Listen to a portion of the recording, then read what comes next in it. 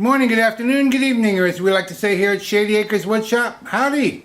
Today we have a piece of mountain mahogany. This comes to us from Joe in Louisiana. The piece is about 3 by 4 by 5.5 long. Joe tells me he found this piece on a mountaintop in the Bob Marshall Wilderness of Montana. This piece was twice as long as it is now. It was almost a foot long. And I cut it in half. I want to try and leave some of this nice gray color somewhere. I don't know if that'll be possible. I definitely want to get into the heartwood, but I'd sure like to leave some of the sapwood color as well. But it's not very thick and I might turn it away. I just hope not. So I'm going to drill a hole in the top center here for my woodworm screw, get it mounted up on the lathe, and we're going to get to turning. I wanted to tell you a little bit more about the wood. It's very heavy, very dense. In fact, according to the information Joe gave me on this piece, it sinks in water. That's how dense it is. I'm expecting it to give me a little trouble. Probably going to have to sharpen a lot. I am going to wear a glove because I expect it to be sharp and hard and it's going to hurt me. I'm going to use a 5/8 inch bowl gouge. We're going to be turning at 1100 RPM. Mask and face shield on.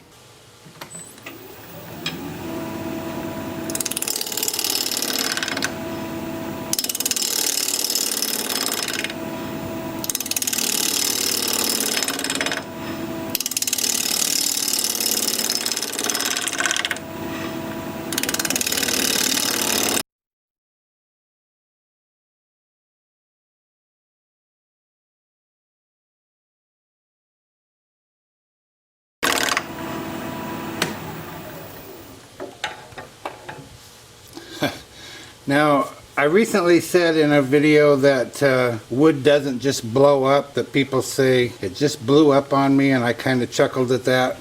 This is actually the kind of piece of wood that might blow up. It's just full of cracks. There's tons of cracks everywhere. They don't seem to go really deep, but maybe combined together, it might blow up. I don't know. And speaking of blowing up, you should go over and take a look at Larry's channel, the Wood Whirler. He had one blow up on him and it blew up. But I think it was the same situation. It was just full of cracks. And it made a mess. And if you go over and visit Larry and look for that video, at least he's got tons of other videos. He's been at this a few years. The Wood Whirler on YouTube, at least watch that video. But like I say, he's got a ton more. This is a problem. You can see the ridges I have in here, and my gouge was brand new, super sharp, and it's dull already. So yeah, this is going to take a lot of sharpening. I could resort to carbide, but I'd just as soon not. So it's just going to take a little while. I am going to go sharpen up and I'll be back in a minute. And I apologize. I'm sure you noticed the camera moving. I've got a fan blowing on me and that's blowing my camera arm around here a little bit. I'll try and re-aim it here before I get back from sharpening.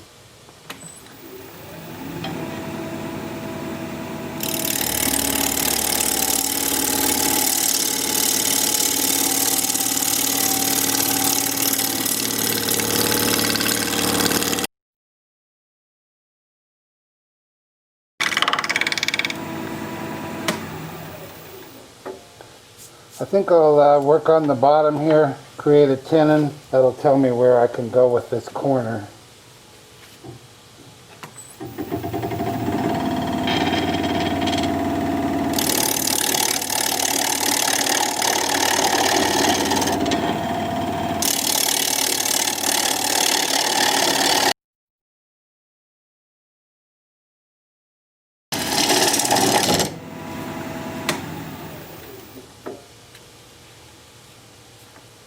Okay, I think that's big enough that we can mark a tenon on here. Or maybe we should do a recess. Well, we'll decide in a minute. Now I can see what I can do with the corner a little anyway.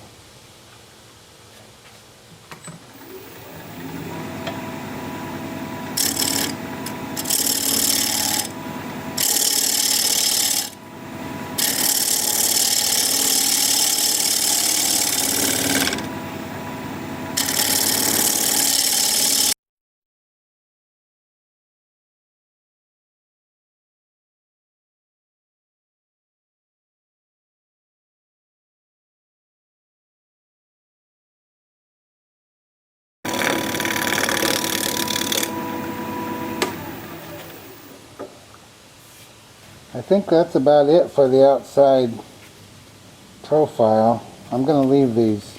So again, tenon or recess? If you do a recess, you always have to be cognizant of any cracks that you have that you're opening up and spreading when you use a recess. So there's one right there. Oh yeah, and another one over here. I guess maybe it's the same one. So tenon it is. And for that I'm going to use a 1/2 inch bowl gouge, freshly sharpened.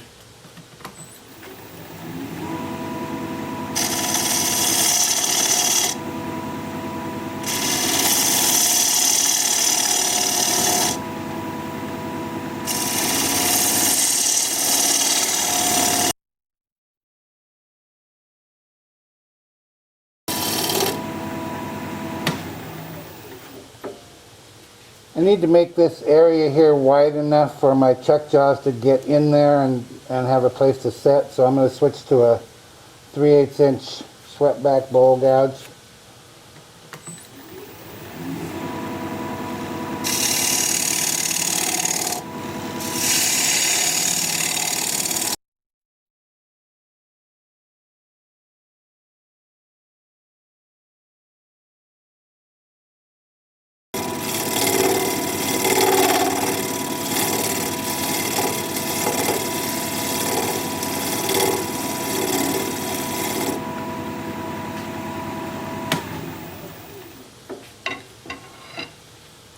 Okay, time for sanding.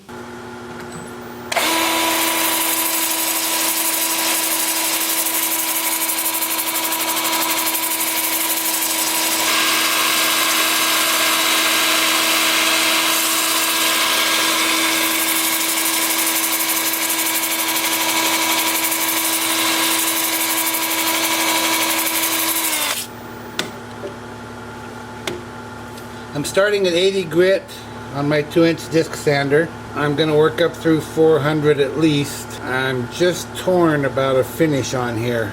I've finished this gray weathered look before, and what happened that one time was it just wipes out the gray. It just goes away. It just turns into wood. It looks like wood. And that was with shellac. So I'm considering Howard Feed Wax, because I don't know, but it'll probably do the same thing. But I'm not sure. Depending on how this sands up, I may not put any finish on it at all. It's so dense, so hard, so smooth, or it will be smooth. It may not even require a finish. But I want to do the right thing, so I don't know. I don't know. Anyway, starting at 80, working up through 400. I'm in reverse at about 350 RPM. I'll alternate with forward as well. I'll bring you back when either it's time to put some finish on, or I might, if I am going to put finish on, I may do it all at once rather than the outside and then the inside. But I'll see you back here in a little bit. We'll figure something out. Okay, I've sanded the outside to 400. Feels real nice, real smooth, but no finish on the outside yet. So now I'm going to start turning the inside. I'm going to use a 5/8 inch bowl gouge. We're going to be turning at 1200 RPM, mask and face shield on.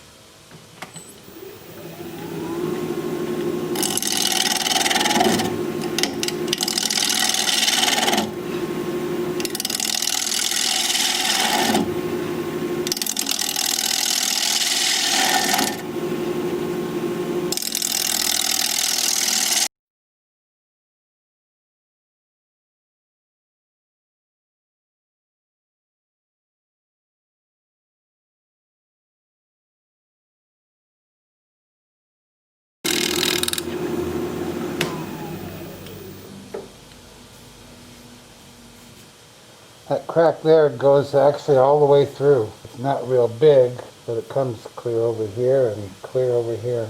Kind of scary.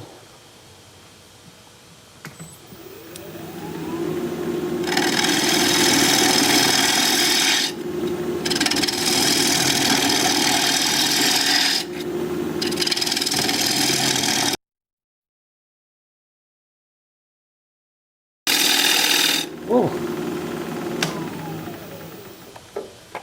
That gouge is hot, I'll tell you.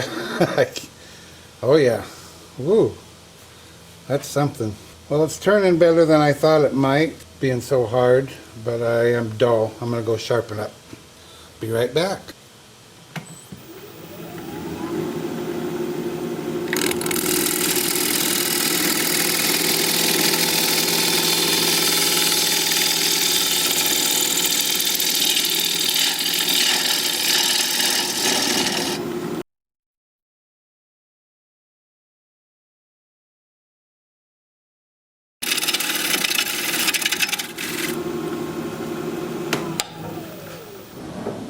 I don't think I'm anywhere close, but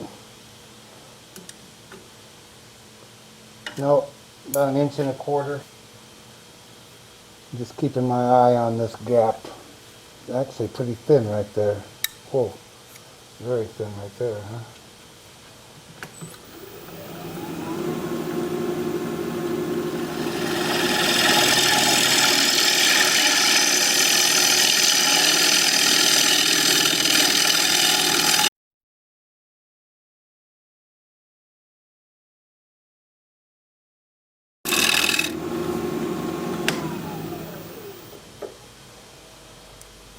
I'm going to take a break. That gouge is getting too hot to hold. I'll be back. Well, I was waiting for the gouge to cool down and then I sharpened it. I put some CA in here because this was sticking up and it was really sharp and I didn't want it to break off. So I glued it down, and of course that leaves a stain and there's really no way around it, especially if you're not going to put a finish on. I probably will put a finish on, but that stain may still remain. I'll do what I can to minimize it. This is that gap I'm talking about. Now when I put my fingers here, this is not more than a 1/16 of an inch. Yet I have these 3/8 of an inch walls. Just the way it is, I guess. My only other choice is to go ahead and cut the wall thinner and let there be a gap right through the wall, right through the side of the bowl. I don't know if that's a good idea or not. It doesn't seem like a good idea. And I guess it's time to go back at it. I just measured the bottom and it's about 1/4 of an inch thick, which is probably about as thin as I should go. So I guess it's just a matter of doing some scraping so that I may get my mask and face shield back on here and we'll figure something out. I'm going to flatten off the bottom inside here because it's raised up in the middle, and then we'll do some shear scraping. Still at 1200 RPM.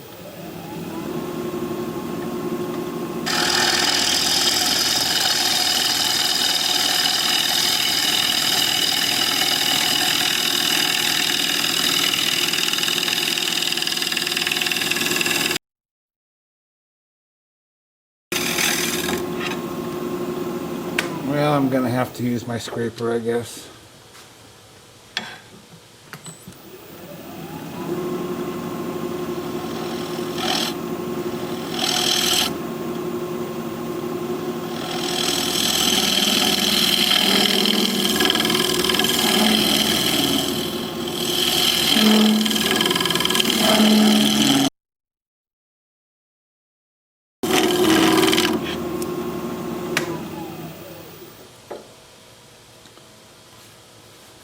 Yeah, okay.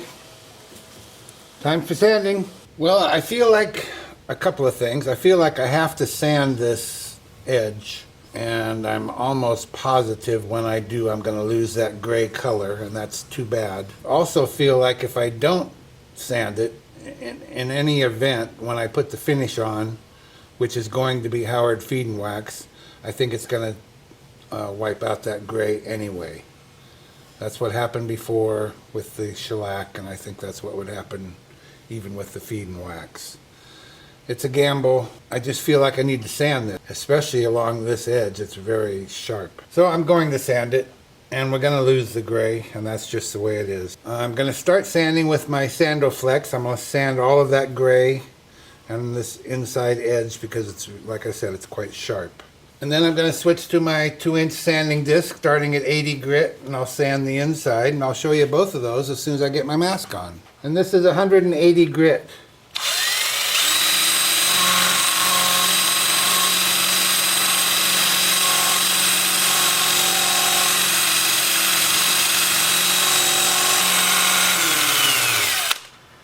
And I'll do more of that, but that's what it looks like. And then with the lathe spinning forward at about 350.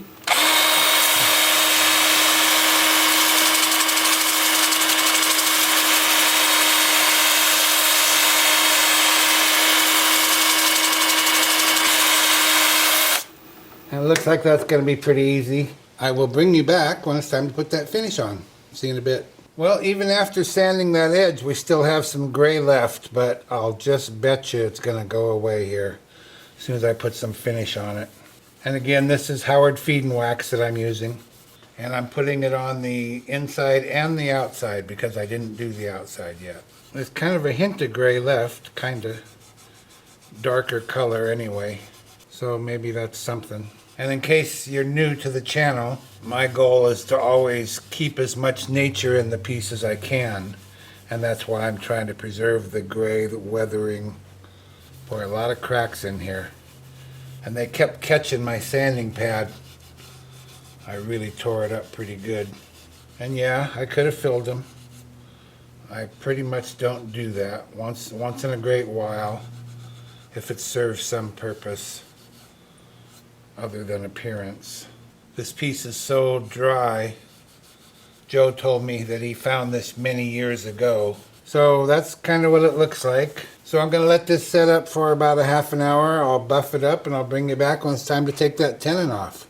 See you in a bit. I have a block of wood mounted up in my chuck. I'm going to place the bowl over that and bring up my tailstock. I still have the center hole there for reference. Just apply a little pressure. Bring up the tool rest. I'll spin the piece up. I'll hold my thumbnail against the edge of the tenon. Make sure it's hitting equally all the way around, and it sure is.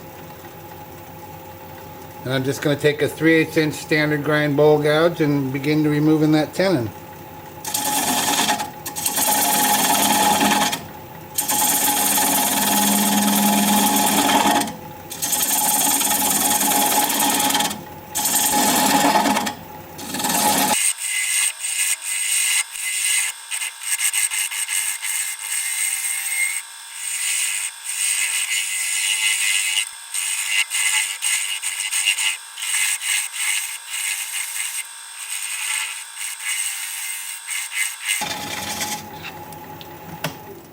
Just want to check for clearance. Oh yeah, we got good clearance. I need to get a little bit closer here. And I'm going to switch to a 3/8 inch swept back bowl gouge and just keep working it away.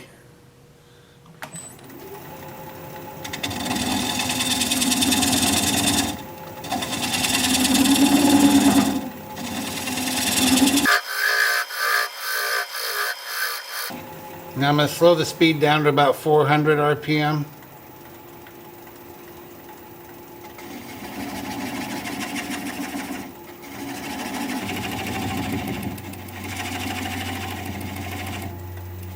Now I'm going to slow the speed down to about 200 RPM, and I'm going to apply the bevel of the gouge against the bottom of the bowl. Right hand on the gouge, left hand on the switch. And when the little nub stops turning or disintegrates, we'll know we're through. Kind of like that. Disintegrated it a little bit, didn't it?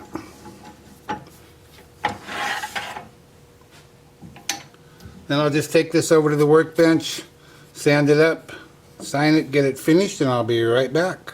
Well, here it is, one mountain mahogany bowl in the books. Natural edge. What do you think? You like it? Look at that. That's the coolest part right there.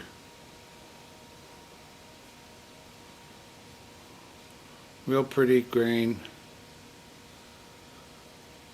Got just a hint of the gray along the edge. There's the bottom all finished up. Be sure you stick around at the end of the video so you can see the before and after shots. Thank you, Joe from Louisiana, for sending this along for all to enjoy. If you like this video, thumbs up please, I'd sure appreciate it. If you're a subscriber, thank you very kindly. I truly appreciate that. If you're not a subscriber, you might consider becoming one. I put out regular videos about one a week, and I'd like to keep in touch. An easy way to subscribe is just click my picture you see there near the end of the video. Your comments are always welcome and I read all of them. So for now, this is Phil, Shady Acres Woodshop, signing off.